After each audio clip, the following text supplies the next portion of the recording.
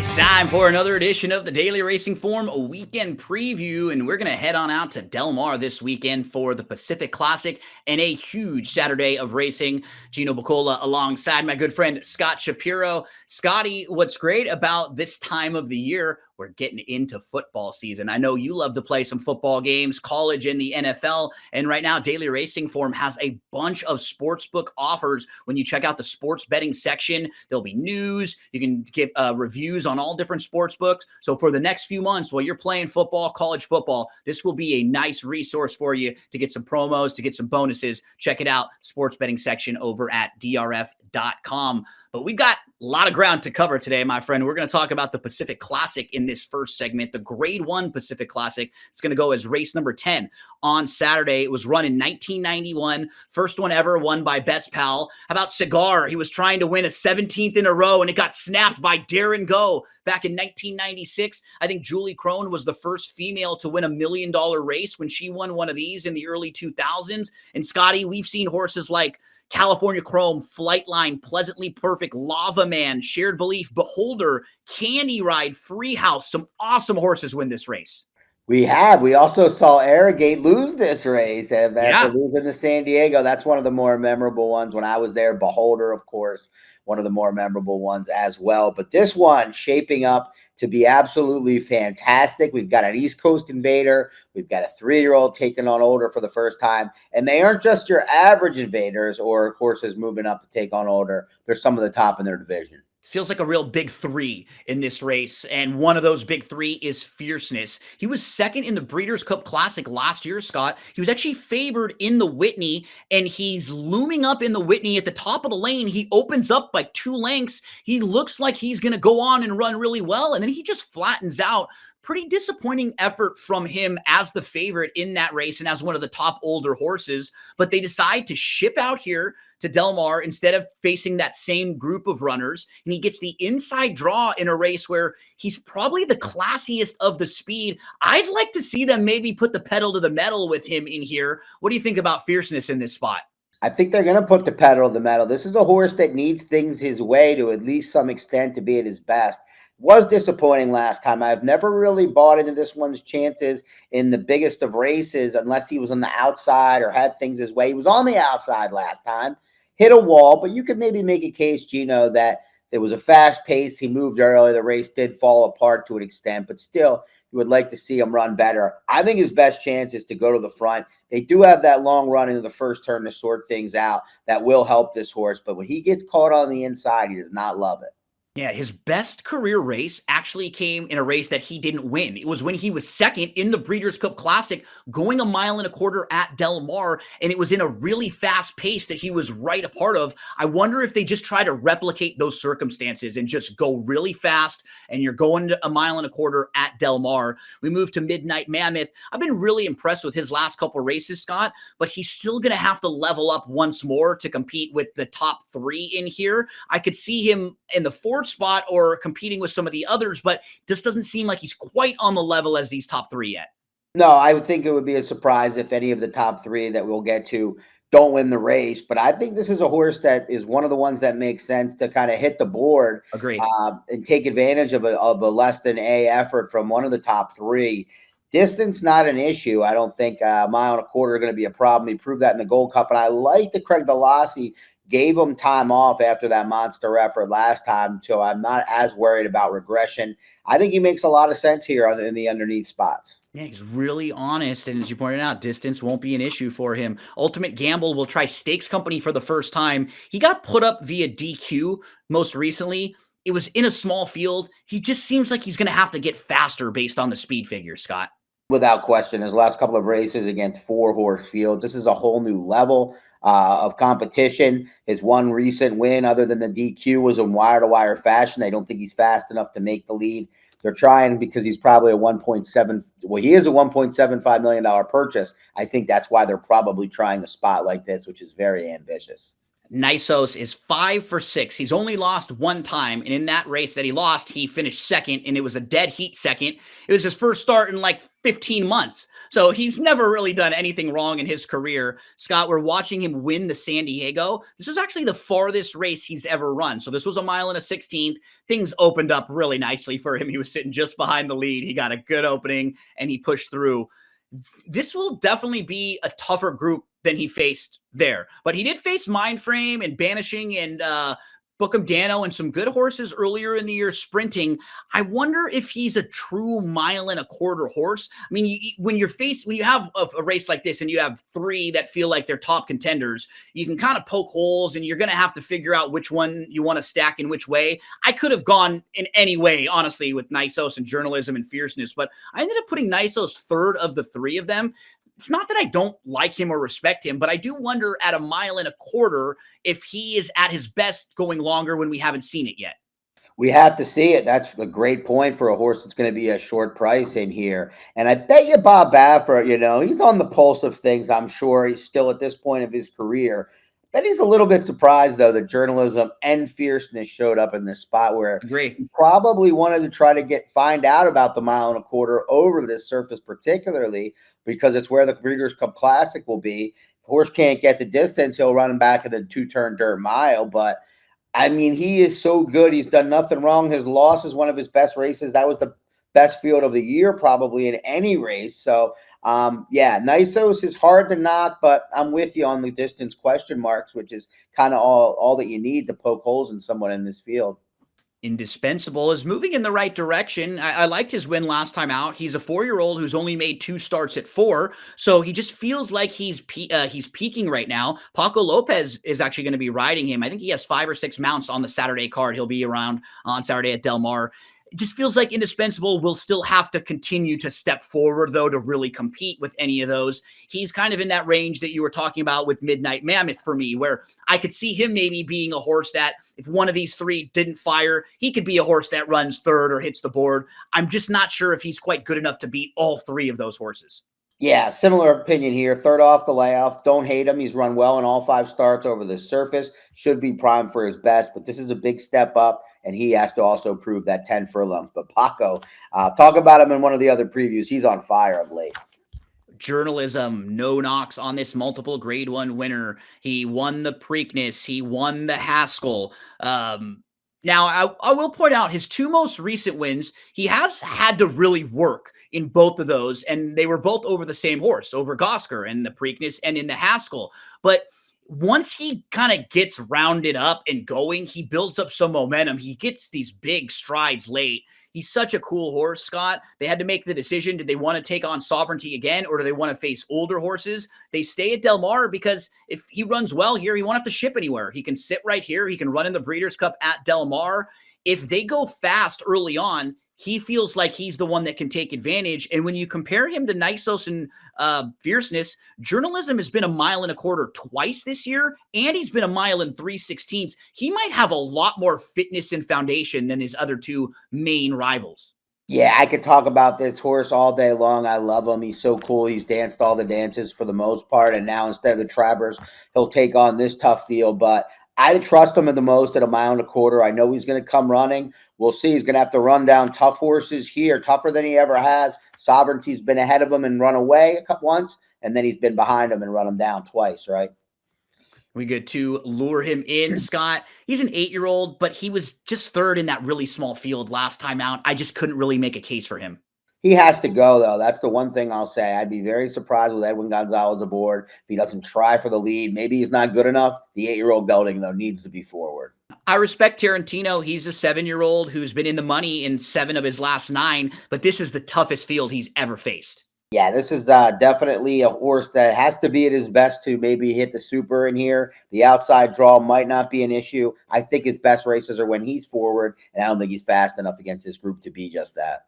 As we move to selections, Scott, for the Pacific Classic, I ended up going with Fierceness. It's funny, I haven't really ever used him very many times on top, but I'm wondering if they can get the trip from the inside and just go. I'll go 1, 6, 4, 5. I put Fierceness on top of Journalism and then Nisos. Scotty's going to put Journalism on top of Fierceness and Nisos. So the same big 3 in just a slightly different order. Let's take a quick break. When we return, we'll stay at Del Mar for some more graded stakes action.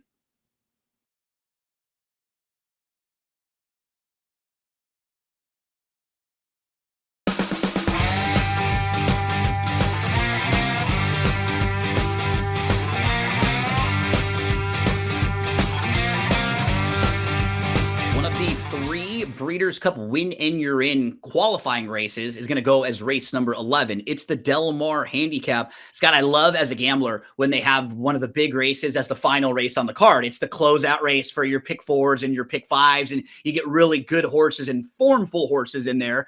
And in this particular race, what's really cool, the horse way to the outside, Gold Phoenix, he's actually won this race 3 years in a row. He's a 7-year-old, so he's trying to win this race for the 4th consecutive year, which is really unprecedented in this modern era of horse racing. We don't even see horses run for 2 years, period, let alone win a race 4 years in a row. Scotty, let's meet the field for the Del Mar Handicap. Balnikov, kind of a deeper closer. He finished 4th most recently. He was actually right behind Stay Hot. I think we have a replay of the two of them finishing 3rd and 4th in the Eddie Reed.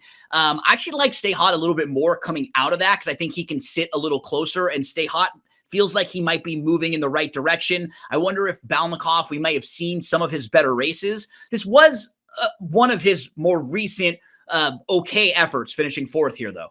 Yeah, he made a 3-wide middle move in there, so understandably was a little bit tired in there. But I think I'm with you. I don't like that he's a way out the back type closer here, and I think his best days are behind him, and maybe his best races are at a bit shorter distances. Adios Cole will have to step up off of a most recent win. What's tricky about him is that he's stepping up, and he's also trying way longer distances than he's been at. So it's a couple variables that are real question marks. Yeah, and he loses Juan Hernandez, who gave him an absolutely beautiful ride against Lesser last time out. Lots of questions to answer. The tote board likely to show it. Edwin Gonzalez takes over, an aggressive jockey. I would assume he'll be somewhat forward. Nitty is next up, and he's in sharp form, Scott. He's won 3 of his last 5, including the Grade 3 San Juan Capistrano. This is just tougher than what he's been facing, and with his running style coming from way, way out of it, I don't know if he's going to get the setup in here where they're going to be flying early on, and it's a really fast pace. I think he's another one that's a cut below and going to be way too far out of it. Nitty, I'm up against it here for Leonard Powell and Armando Ayuso.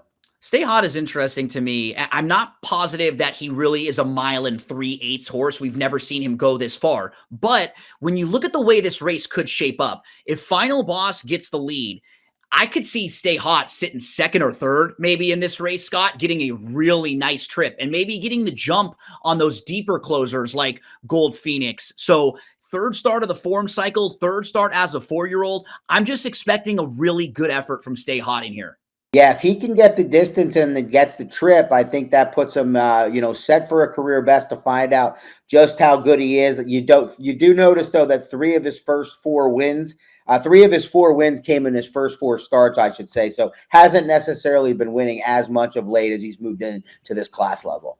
A Tietlin is a horse who was supposed to run in the Eddie Reed. He kicked a wall in his stall and had to miss the Eddie Reed. So it was disappointing that he looked like a player in that race. But if you look at his workouts, Scott, it really only looks like he may have missed 1 work based on the timing of that.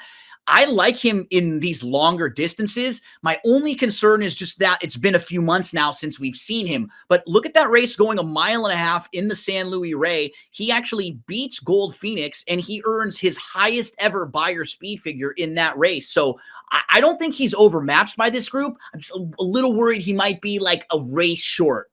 Yeah, it looks like he would have been perfectly set up for that race, going 1 mile in the Grade 1 off that 5th place effort to stretch out against a little softer competition. It concerns me a little that his career best numbers at a further distance, not shorter, are at this one, but he shouldn't have any problem getting the distance, to your point. Mondigo is Grade 1 placed. He got back into the winner's circle in August, and what was positive about that was it was going this distance, 1 3/8 at Del Mar over this turf course for Michael McCarthy after moving into the Michael McCarthy barn. So distance and turf course should be no problem. He has to prove that he can win at this level, but he has a little back class to him as well. He does, and what I've noticed most importantly since he's come out to California, different running style. He was up and on the pace in previous starts. Now they've taken him back, and he's finished very well in both of his starts. I think he's a big-time player on the class hike. Truly, quality was so good last year, Scott. He won 3 in a row. He won 4 of 5 back-to-back graded stakes races. He's proven going 1.5 miles. He's proven at Del Mar, but he was off for a few months. He shows up in the San Marcos as the favorite and he just doesn't fire. So now we have to worry about a horse coming off of a layoff. Now his trainer is not worried about the distance at all. He's actually said, I'd be more concerned starting him in shorter races off the layoff because those would probably be harder for him and make him work a little. But I usually need to see like a race to build up some fitness. I respect this horse's ability, but I think I'm just watching him in this spot on Saturday. Pretty similar opinion. I'll just add to the fact that his 3 wins in his races before the San Marcos were all as the favorite. So they got big numbers, the biggest of his careers, but they were races he was expected to win. I think this will be one of, if not his toughest task ever. Final Boss looks like the horn to catch in this race. He actually sat second, Scott, in the most recent win because there was a horse who ran off early on. Final Boss was a couple lengths behind, and then he moved to the lead. Now, this was going a mile, so this is much shorter, and you'll actually see the 11 Gold Phoenix. He's the number 2 in the race that we're watching. He actually runs a really good third to kind of set him up for this race. Final Boss looks like the one to catch, but I do think Gold Phoenix got a really nice prep race out of here to sharpen him up a little for this race. Yeah, this is his 5th start off the layoff. To your point, we're talking about horses kind of pointing for this race. I don't think that was the case. This horse may be exceeding expectations a little. He's got a lot to prove, but he's going to get the lead, you would think. Endlessly, he was a multiple graded stakes winner. He was really good early on in his career at 2 and at 3, but since the Kentucky Derby, Scott, he just hasn't progressed. He's only won for his last 5 in the money. Yeah, disappointing, but understandable that they had to take that. They wanted to take that chance in the Derby. He was very, very good on other surfaces coming in, but certainly has not been the same since. City Exile has won going a mile and 3/8 at Del Mar, but this is like much tougher company than what he's been facing recently. Yeah, 3rd off the layoff for him. Maybe could set him up for a career best, but that would be maybe good enough to hit the board here. Best case, one would think. The 7-year-old Gold Phoenix. He's won this thing 3 times in a row. He's a grade 1 winner. He was 4th in the Breeders' Cup turf in back-to-back years, and he had a small skin irritation that forced him to start a little bit later. It was just bad timing, but he should come into this race prepped very well, Scott. The outside draw doesn't concern me because of his running style. He's just going to drop back and make one late run. Yeah, he gets Flavian Pratt aboard that start 2 back in the Turf Classic. He was down on the inside when you definitely wanted to be outside off the rail at Churchill on Derby Day. We move to selections. Scott, I'm going to throw the 4 Stay Hot on top of Gold Phoenix, who I absolutely think is the horse to beat. Scott's going to go Gold Phoenix, then looking for a little bit of value in some other spots underneath. 11-6-8-4 for Scott, 4-11-5-8 for me. Don't go anywhere when we return the Del Mar Mile.